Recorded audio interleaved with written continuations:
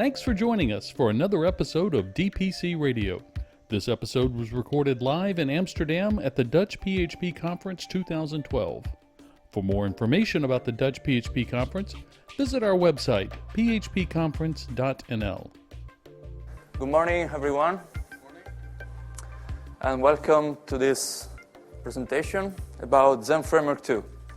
So, I am Enrico Zimuel, one of the developers of the Zend Framework. I'm an engineer at Zend Technologies. Let's say an old engineer, because I started in 1996. I'm an international speaker. I was a research programmer, actually, at the Informatic Institute of the University of Amsterdam. So for me, it's a pleasure to come back here in Amsterdam again. And I'm also the co-founder of the PHP user group of Torino, Italy, because I come from Torino. And if you don't know, Torino is a very, very nice city. I strongly suggest to have a look at the Wikipedia page, at least, of Torino.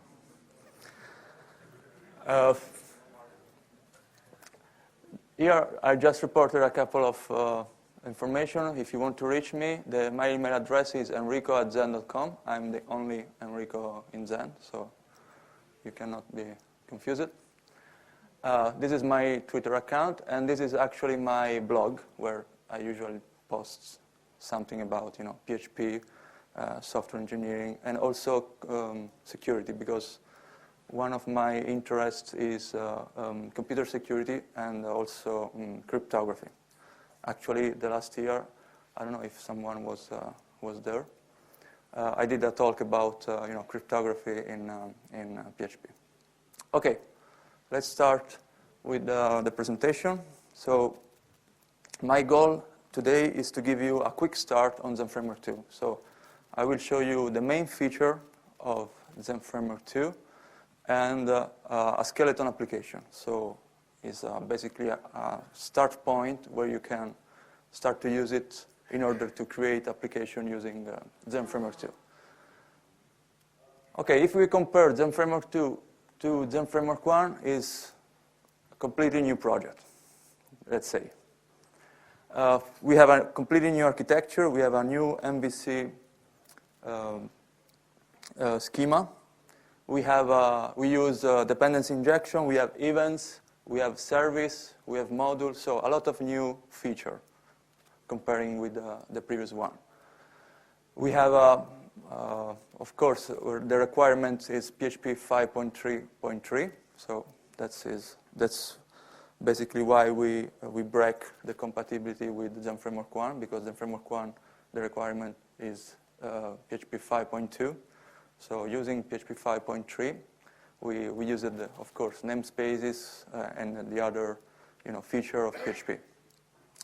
The performance are very good, especially compared with Zend Framework 1, and I will show you a couple of examples. We don't have right now, benchmark because we are still in development. So we released the beta 4 of Zend Framework 2 a couple of weeks ago, but for sure, when we will release the stable version of Zend Framework 2, we will provide some benchmark in order to compare, the performance. As you know, it's always difficult to run benchmark because you have to benchmark your application. It's not possible to say it's 40% faster than Zend Framework 1, depending, of course, on your application, on your use cases. We don't have anymore the CLA, the Contributor License Agreement. That means if you want to contribute to the project, you can just fork the project on GitHub and send a pull request. That's it. So very, very, very simple. So we're not using SVN anymore. We use GitHub. And we have also a new packaging system. So we support Pyrus. Who is using Pyrus in this room? I'm the only one, okay. Nice. And Composer. Who is using Composer? Yeah, okay. Much better. Composer is very, very nice project. It's quite a new project, but it's used in, I can say, in every PHP serious project, let me say. And I will show you how to use it. Very, very, very simple and very, very powerful.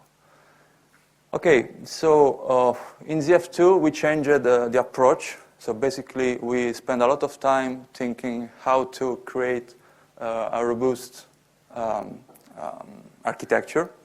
So if you compare some of the design patterns that we used in Zend Framework 1 and Zend Framework 2, so basically in Zend Framework 1 we used a lot of singleton registry, and you had a lot of hard-coded dependencies.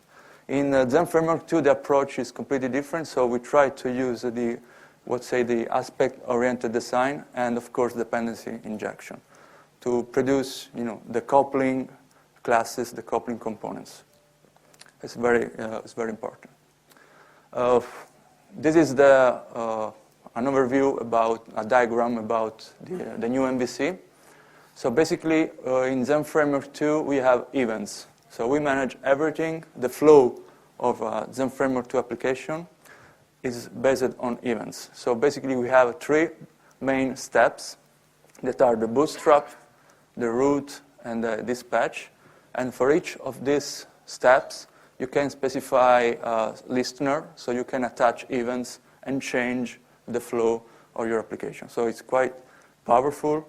It's quite also easy to change, the flow and manage, different use cases depending on your needs. Releases. And if you don't know, this guy is Matthew. He's the team leader. Yeah, Matthew, stand up, please. Yes, we can. So the goal is to release their 2.0 release candidate this summer. Right now we have, as I mentioned, the beta 4, and the beta 5 will be released at the end of this month. So yes, we can. Finally, we are very, very close to the final release of the project. Okay, so let's jump to the quick start. So the idea is to show you a very, very simple application, so just a static page based on the MVC of Zend Framework 2. So you can start to, to feel how to implement application using Zend Framework 2. So this is a project. The name is Zend Skeleton Application. You can clone from GitHub. And as you can see here, we use a composer to install the dependencies of this project. So it's also nice, if you are not familiar with Composer, just to understand how Composer works. And actually it's just one command, so php composer.var install, that's it. So Composer is able to, of course, check the dependency inside the Zend Skeleton application and download all the libraries that in this case is just the Zend Framework, Framework 2. This is the output of the application, so it's just, as I said, a static page. Okay, so basically this is the folder tree of the Zend Skeleton application. This is just a suggestion. I mean, this is just an example of application based on ZF2. As you know, Zend Framework is a very, very open project, so you can change the structure according to your needs. This is just a proposal. Anyway, we have a 5 folder. We have the configuration folder, the data folder, the module, the public, and the vendor. In the configuration folder, we have a configuration file that is a PHP file. Basically, we manage all the configuration in Zend Framework 2 by default using PHP. So it's just an array, an associative array with all the configuration. But of course, if you want to change, if you want to manage XML file, YAML file, JSON, whatever, you can easily do that in the same. Of course, this is the best way to do because it's the most performance. So we have an application.config.php file where you put basically all the configuration regarding your application. We have a folder autoload that you can use in order to create the class map file to translate the namespace with the files. So basically, in Zend Framework 2, we have 3 different kind of autoloading system. We have the standard autoloader, that is the same of ZF1. We have the autoloader based on the class name or prefix. So basically, you can say every class that starts with this prefix, this is the location of the folder or the namespace, according with the namespace. And the last option, that is the most performant one, is the class map. So basically, it's a way to generate a map of all your classes in your project with the file that contains the class. We also provide a command line tool in order to auto-discover in your project all the classes that you are using and provide this giant table, giant file that will use it by the auto-loading system. So this is the best way to get the best performance. So usually you can also think to, for instance, to have a mix different autoloading system.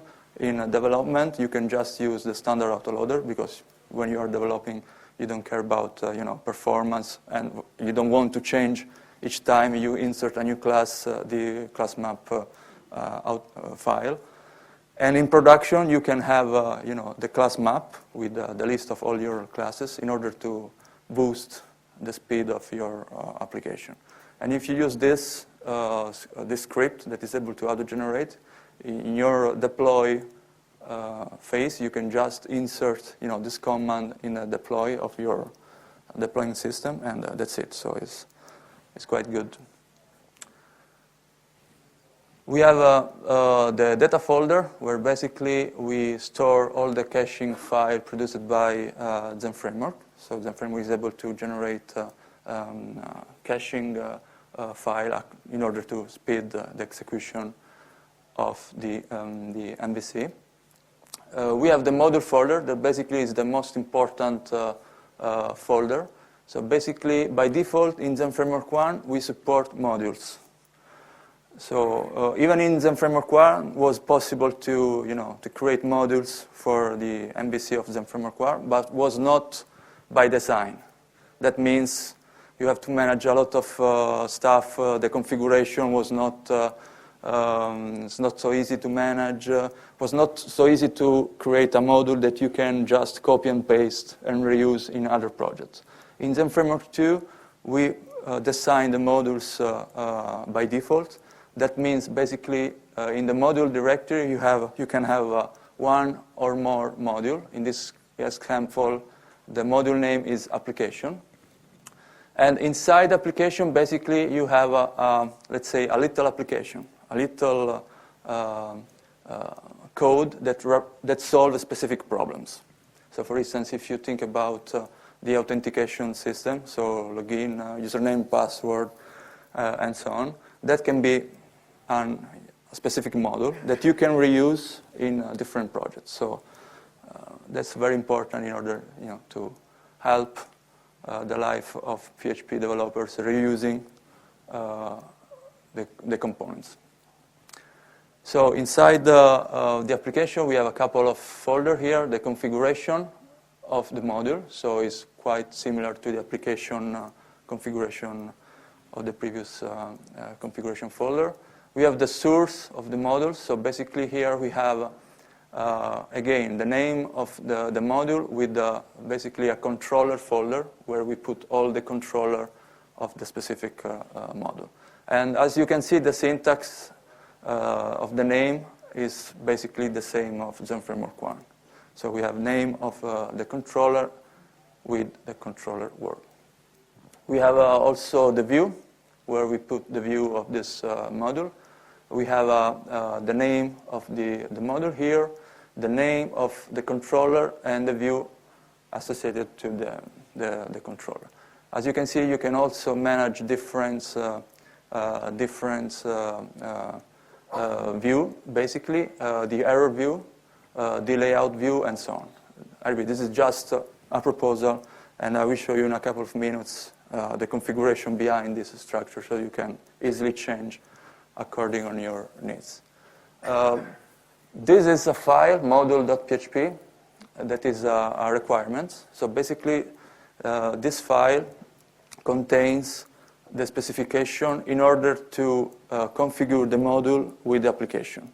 So it's a way to say to the application, where application I mean the main structure, the main application, how to get the configuration of the module, how to connect basically the module with the rest of the application. We have also the public folder that is basically the same of ZF1. So we have just a couple of folders where you put the images, the JavaScript, and the CSS. We have an HTAccess file, and we have the front end that is, the front controller is the index.php file. We have a vendor folder where we put all the libraries that we need, that we use in the project. So in this case, it's just the Zend Framework library. And actually, if you clone the project, this Zend Framework folder is empty, because using Composer is able to get the Zend Framework library when you install the Zend Scalers application. So you don't have to copy and paste or change include path or whatever. It's completely automatic. This thanks to Composer. Okay, let's jump to the configuration of the application. So basically, the file is under the main root, config application.config.php. You can see here we have this is just, as you can see, associative array. We just return this array. That's the way in Zend Framework 2 where we manage configuration. So basically here we have the list of all the modules. So this is just the name of the module. So if you want to write another module inside the skeleton, you have just to add the name of the module after application. We have a couple of parameters about the default listener of the module. So we have a configuration cache enable. In this case, is false. Where is the folder for the cache, data/cache, and the path of the module. So for a ZF2 application, in the skeleton application, the module stay in that folder or in the vendor, because in some way, also even the Zend Framework library is a module for the skeleton application. We have also a couple of parameters for the service manager, and I will show you what is the service manager in a while. Okay, the public folder, we have the HTAccess. This is the same of Zend Framework 1, so we didn't change nothing. And we have the new index.php file. So basically, here we have, of course, we are using a couple of components of Zend Framework. So we are using the Zend Service Manager and the Zend MVC that are the main, components to execute, to run an MVC application. We are using a Composer here. So we are just including vendors/autoload.php, and this file actually is generated during the installation of the Zend Skeleton application by the Composer. We are reading the configuration. So as you can see here, we are just including that file, application.config.php, because that file is just a return of an array. So this is a nice way to read a file and directly assign the content of the file to variables. After that, we are just instantiating the service manager using the configuration. So we are just passing the part of the configuration, the service manager of the configuration inside the the service manager. We are storing basically the configuration in a service that is application configuration here. And we are saying, okay, we want to load all the modules. We want to initialize all the modules of the application. So here we are just loading the modules. And at the end, the service manager, we get the application that is the name of the module that we want to run. And we just bootstrap, run, and send. So that's it.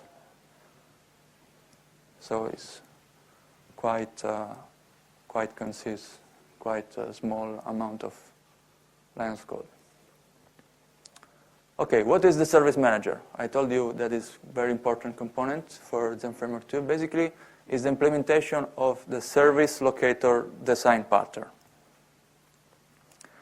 So that means that is a component that is able to manage to register objects, or more in general, services, and is able to, of course, retrieve the objects, the services, according to your needs. It's driven by configuration.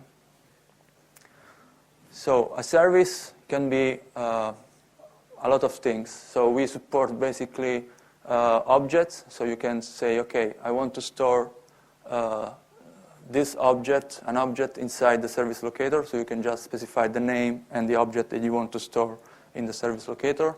So this is the explicit way to do that. We have invocables. So basically, we can say that name is the class to instantiate. So you have to specify the class that you want to instantiate. We have factories. So you can specify a name with a callable returning objects. We have aliases. So you can change, alias the name of your services. We have abstract factories. That actually this is a very nice feature. So basically, is a way to say, okay, if the service locator is not able to find the services, the object, this is like a fallback. So it's a way to manage using a factory the unknown services. You can also limit what can be created using scoped containers. You can say, okay, that's services lives in that scope, so limiting what you can reuse basically, and also shared. So you can say that a service is not shared in the application. Okay, so what is a module in a? I say that basically Zend Framework 2 support modules. Modules can be basically code and assets that solve a specific problem. I mentioned previously the example of the authentication. But if you think about your application, for sure, you can divide your application into sub-components in subsets of business logic or whatever that basically are the modules. But from a Zend Framework point of view, the modules just inform the MVC about services and event listeners. Because if you remember the diagram that I showed you at the start of this presentation, so basically everything is an event in Zend Framework 2. So the modules just inform the MVC of Zend Framework 2, adding new listener, new events and services. So we can say that basically modules are plug-and-play technology, because now it's possible and it's very, very easy to get a modules of another application and reuse that module in your application. In fact, around the ZF2 community, there are a lot of components, a lot of modules already done. For instance, we have a Zend Framework 2 modules for the authentication, integration with Twitter, Facebook. So basically, you can just take this module and use directly in your application. So the configuration, as I showed, is very, very simple. You have just to change the application config.php file, saying, okay, I want to use that module, adding the name of the module in the list. So that is more or less what you have to do in order to reuse a model. From a point of view of ZF2, modules are just a namespace, and they contain a class that is module.php. So basically, the idea is to, using modules, PHP developers will focus their attention just creating new modules. So you don't have to, change the structure of your application. You just create module, insert module in your project, and that's it. This is the example of module.php inside the skeleton application. As you can see, it's very, very simple. There is just one method that is the getConfig. This is the method that you have to implement in order to inform the MVC about the configuration file of that module. So just including a configuration file that is contained in the module directory.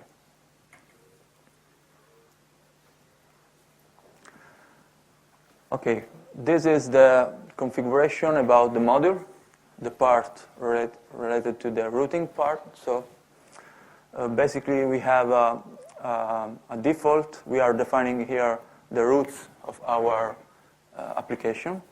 As you can see, we have a different kind of way to specify a root. This is using a segment. So we are just saying that for us, a root is /controller/action. It's the same default routing of ZF1, basically. And as you can see here, we are also able to specify regular expression. So we can say, okay, for us, controller start with a character, lowercase, uppercase, followed by any character, any numbers, and the underscore and the dash, and so on. So it's very simple to create the routing, to configure the routing using this configuration file. Here we are saying that the defaults controller and the default action are index. And you can also specify routing according to the literal. So that is a way to specify a segment using regular expression. You can also say, okay, I want to create a route that is, in this case, is the home route, is a literal. So that is the URL. And this is the controller and action that have to be reached using the routing. We have also the possibility to specify the controller. So we are in the same file, so module.config.php. This is just a way to say, okay, our controller are this one. So you can specify all your controllers here. This is also good for a security reason, because basically here you are saying this is the whitelist of the controller of my application. So my application expose just this controller. So by default you cannot reach controllers that are not specified here. So it's good also for a security point of view. And the last part of the configuration file of the module is the view manager. That is the new component of Zend Framework 2 that is able to render, to manage the view. We don't have any more Zend layout and Zend view. We have just the view manager. Because basically the layout in the view model, you can specify basically sub-view. You can have a view that contains other sub-view. So it's the same to say that we have a layout, and inside this layout we manage the view. We just change the name basically. And actually the view model is much more powerful compared with the Zend Framework 1, because everything is an object. So you can have a tree basically of view. You can create very complex view structure using this component. So I have a question. Yes. Yes. I just missed your point here. I understand that you can sort of nest layouts like in ASP.NET, you have master pages and stuff Yes. like that. How is that expressed here in this configuration? So basically, Can you not express it? yeah, I mean, this is just, because in this example there is just one, static page. So it's not. You still have layout. Yes, this. Specified elsewhere that this is the layout, or? No, you can specify. You can manage in the same way. So instead of have two components, Zend layout and Zend view, so you have just one now. That's the main differences. So you can have, of course, also layout in ZF2. We just change the name. We abstract the way to manage the view basically. But even with that, you can specify a specific layout for specific pages. So it's just. Can you explain to us how the application and this simple application knows when to apply what? So when to say, okay, this is layout I'm rendering, and now I'm rendering the content segment into it. Yes. Where does it decide? Yes, it's driven by configuration, so you can specify by configuration here, or even directly in a controller when you, basically I will show you, when you create the view model, that is the component that manages the view, you can say, okay, I want to use that layout as a parent view, and so on. So there is from a way. Anyway, just here to give you the flavor of some feature. You have, for instance, display not found reason, true. Display exception, true in that case. You can specify the doc type of the view. If the controller, for any reason, is not able to reach a template, you can specify the default template of the error, basically. The exception template, so when your application throws an exception, this is the layout or the view of the exception. And we have also the map, of course, because this is just, you can think this just as name alias, and this is the way to point directly to the template. And we have also a path stack that basically is, in that case, is just the view folder. But here you can have a list of all your stack about templates. So you can figure out a lot of different scenarios, a lot of different use cases using this approach. This is just the index controller of this application. So as you can see, we are extending action controller that is inside Zend MVC controller, and we are using the Zend view model. That is basically the new view manage of Zend Framework 2. We have just one action here that is index. We are just return new view model, so we are using the default one. Of course, if you need to pass something to the view, you can pass an array of values of variables here, and the view is able to get that array. So you don't have to specify manually, as you did in Zend Framework 1, to create variables in the view to passing the variables. You can just pass an array of variables, object, whatever, and the view is able to collect and manage. As I mentioned, we have a new packaging system in Zend Framework 2. So basically we have Pyrus. We support Pyrus. That is a peer-to installer. So it's very easy to use Pyrus. So basically you have to configure the first time Pyrus, and we provide in packages.zendframework.com the Pyrus, so you can easily download here. You have to run a couple of commands, basically to specify the channel, that is packages.zendframework.com. And Pyrus is nice because basically you can say, okay, I want just to use, for instance, the Zend log component of Zend Framework 2. I don't need the entire framework. I want just to use a couple of classes. So you can say, okay, I want to install just that component. So you can say, for instance, Pyrus install zf2/zend_log.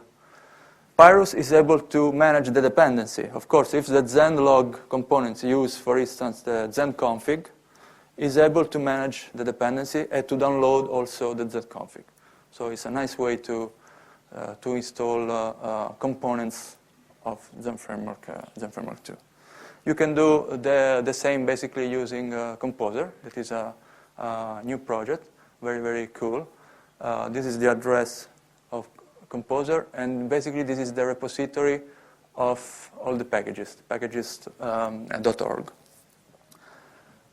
Of course, it's not artificial intelligence, so you have to provide a configuration file in order to find the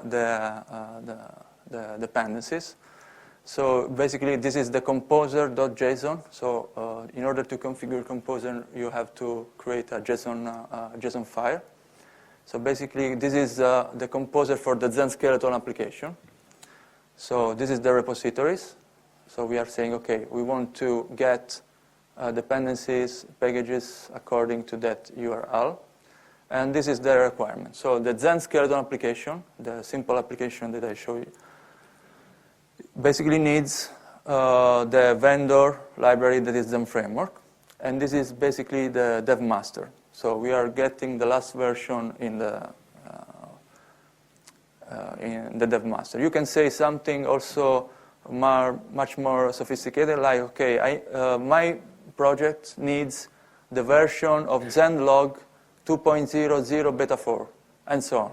So it's nice because basically Composer takes care about the dependency of your project. So it's very, very simple, very, very powerful. I strongly suggest to have a look. Even if you don't want to use Zend Framework, just use Composer, because it's very, very simple and powerful. Okay.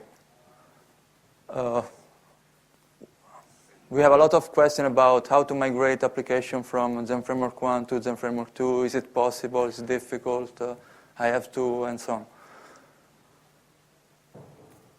Of course, are two different projects. But first question, you have to migrate. So think about that. Because if you don't need, why? And even if you are in the middle, if you are, okay, I would like to, but I don't know how to manage the migration, you can run in parallel. It's very simple. Think about that. Zend Framework 1, there is no namespace in Zend Framework 1. Zend Framework 2 is managed by namespace with autoloading system. So it's not so difficult to run in parallel Zend Framework 1 project and Zend Framework 2 project. Even using, you can also say, okay, because the Zend Framework 2 is able to manage the routing system, is much more powerful than Zend Framework 1, I can say that the previous implementation, the controller of Zend Framework 1 are managed by Zend Framework 1, but using the MVC of Zend Framework 2.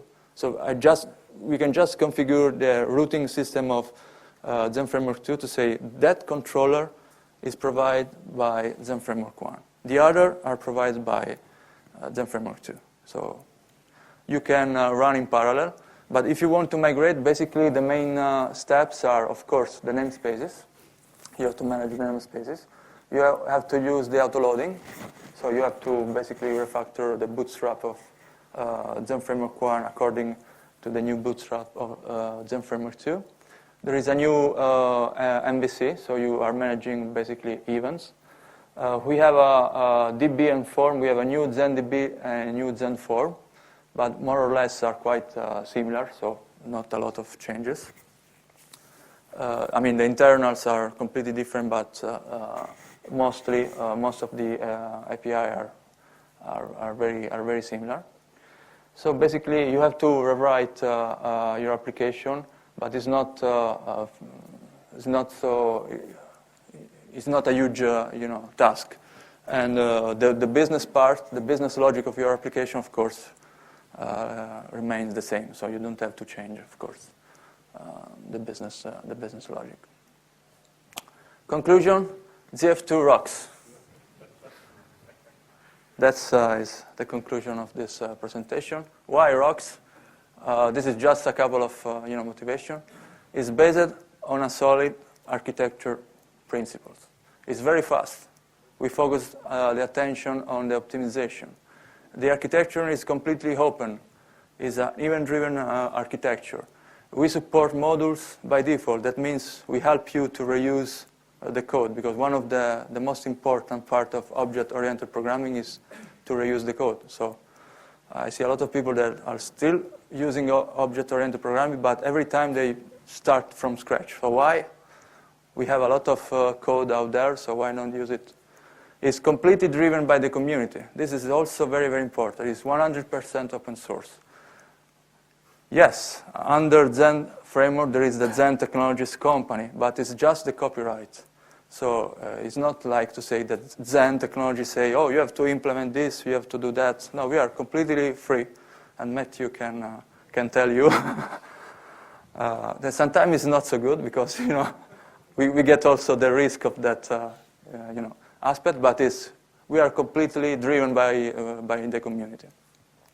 And of course, it's completely test, so we use PHP unit, and we also started to use Travis continuous integration, so we care a lot about the quality of the code. We support Pyrus, we support Composer, so that's why ZF2 rocks.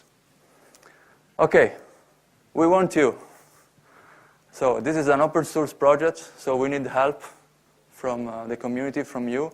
Of course, if you want to contribute writing code, you are more than welcome. But even if you don't want to write code because you don't have time, you don't want to, there are a lot of other tasks. You can write documentation, translation, for instance.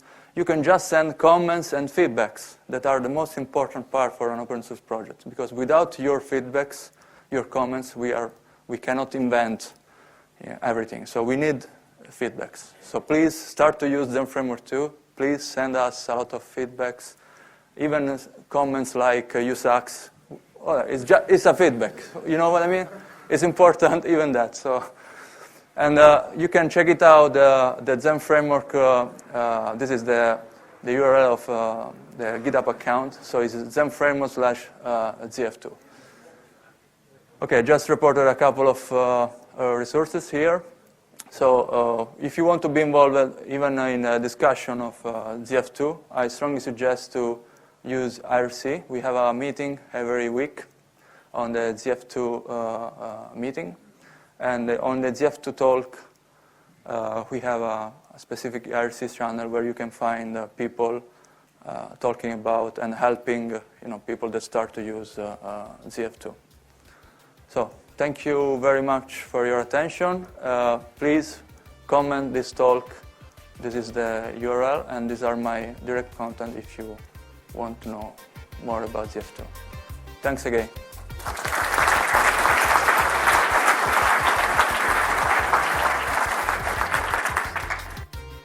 DPC Radio is a production of iBuildings. The materials presented are copyright of the speakers. This episode is released under a Creative Commons Attribution, Non-Commercial, No Derivatives 2.0 license. iBuildings is a full-service web development company specializing in PHP development. For more information on how we can help you with your next web project, visit our site at ibuildings.com. Thanks for listening, and we hope you'll join us again for DPC Radio.